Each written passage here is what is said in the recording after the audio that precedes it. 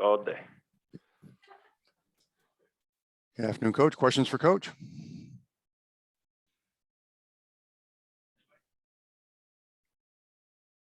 Abby? How's Jaylen doing? Jaylen is doing well. He looked good last few days, felt good.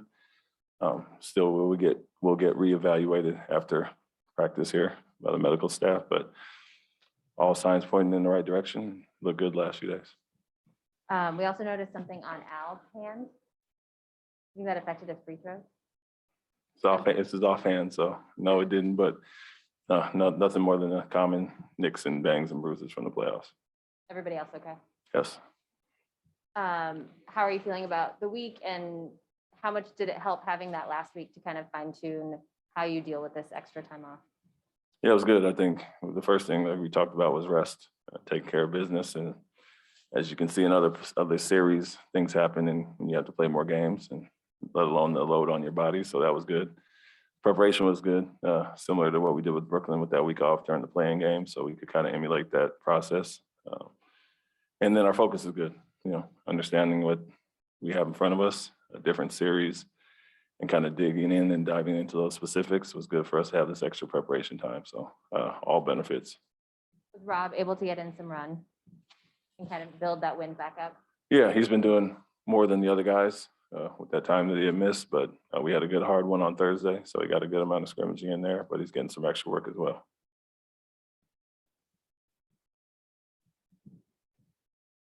What's the difference that you saw in the last three games of the Bucks with playing without Middleton? He seemed to kind of have really no blips there.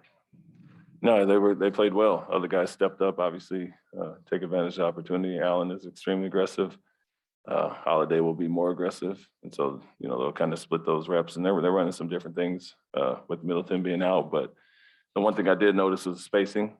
Seems like there's a lot more spacing. They have shooters kind of spread everywhere. Not that Middleton's not a shooter, but he does have his specific plays that they run to, and it's more so an open court. And so that presents a different challenge, opening this court up. But obviously, you know how big of a part of the series of their team that he is. We have to shift that focus to some other guys that are playing extremely well for them. And with Giannis, I mean, obviously he's seen the 200 ways teams have tried to defend him. How do you mix it up? What do you do with him to try to just slow him down? First thing, not only him, but the team is transition. That's where they get out and get, him, downhill at the rim, find their shooters in transition. So that's the first point, but protecting the paint against him. He's one of the top guys that points in the paints in the league, I think behind Morant, but he gets there 7 times a game and shoots 76% at the rim. So we want to limit that. And that's not including the free throws. So obviously he gets there much more than 7. And so that's the first thing with him.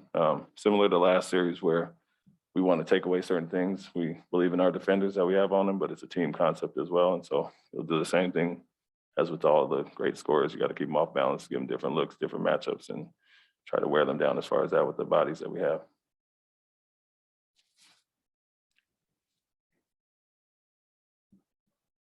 I know one of the big things for you last series was, making defenders work, finding certain mismatches. What's sort of the priority for the offense in terms of how you're going to attack Milwaukee's defense in the series? Yeah, they have some really high-level defenders, understanding their personnel, who they are defensively. Lopez, rim protection, and Antetokounmpo as well. They're a team that sells out to protect the paint, and they'll give up some, penetration to kick opportunities or drop-offs. But then understanding Holiday and Matthews and some of the guys that are elite on the perimeter as well. And so pick our spots as far as that. Look at a few things to exploit, but they're more traditional with the big back in the drop. They bring Portis up a little bit to try to protect him, but we feel we have some advantages that we can go at. Drew, he's a shorter guy, but he can play up to a Jason or Jaylen. What are you sort of expecting from him in terms of, the defense that he brings? Yeah, doing what he always does is trying to take out one of the main scorers. He'll have his focus on whoever they put him on, but in general, he's been one of the elite, perimeter defenders for years now. I played him obviously in the playoffs last year and in years past, worked with him in USA basketball, and that's, besides his scoring, that's his main job, is to take somebody out on the perimeter. And so understanding what he is, his active hands and some of the things he does there, a stronger guard that can guard, multiple positions, and the size doesn't always matter with him because he is strong enough to kind of battle those guys. But we feel we have really good scorers that can, have seen out everything this year as well and can score on multiple different defenders. And so we'll pick our spots with that, but at the same time, we have to be aggressive as well. We have a Zoom question from Mark Murphy. Hi, Ime. Going back for a moment to what they can do in transition, just how much more important is it for you guys to take care of the ball and cut down on turnovers? Yeah, it's a main point of emphasis going into the series. We talked about it with Brooklyn as well. And, first first piece of our transition defense is good offense, making them work and obviously trying to take it out of the basket as opposed to, turnovers or poorly missed shots. So that's a part of it. The numbers are stark contrast as far as being first in transition and 21st in the half court. And so want to limit their opportunities there and make them score on us and our defense in the half court. I'm going to pull a Jared Weiss here. You guys, the 4 games during the regular season, 51% of your shots came from the perimeter, from 3, well above season average.